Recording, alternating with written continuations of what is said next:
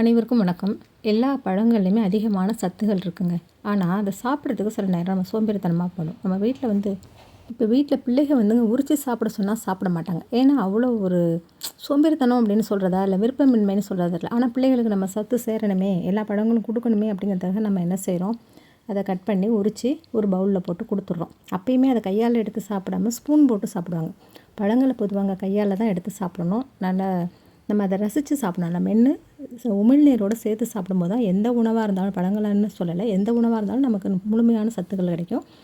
இது நான் இப்போ 4ஆக கட் பண்ணி காட்டியிருக்கேன் பாருங்கள். அந்த 4ஆக கட் பண்ணிவிட்டு இதை நம்ம கையாடி உதுத்துடலாம். நான் ஒரு கையில் கேமரா பிடிச்சிருக்கிறதால, மொபைல் பிடிச்சிருக்கிறதால அப்படி காட்டிட்டேன்.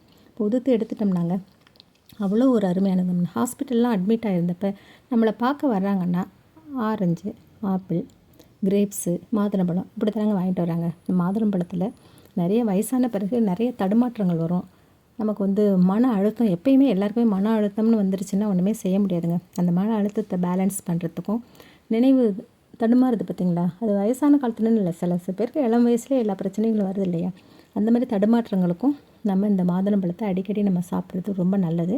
இதை உரிக்கும் போது இதில் உள்ள கழிவுகள், சில பழங்கள் வேஸ்ட்டாக அந்த அப்படி இருக்கும், இந்த மாதிரி பழங்கள்லாம் எடுத்துருங்க.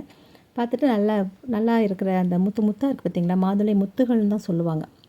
நல்ல பிங்க் கலர்லங்க, நல்ல கொஞ்சம் டார்க் பிங்க், அழகான ஒரு பழம், நல்ல கலர்ஃபுல்லான பழம். இதை நல்லா சாப்பிடுங்க, உடம்புக்கு அதிகமான சத்துக்கள் கிடைக்கும். இதை டாக்டர்ஸோட அட்வைஸோடய நீங்கள் சாப்பிட்டு பாருங்கள், ரொம்ப ஹெல்த்தியாகவும் ஃபீல் பண்ணுவீங்க.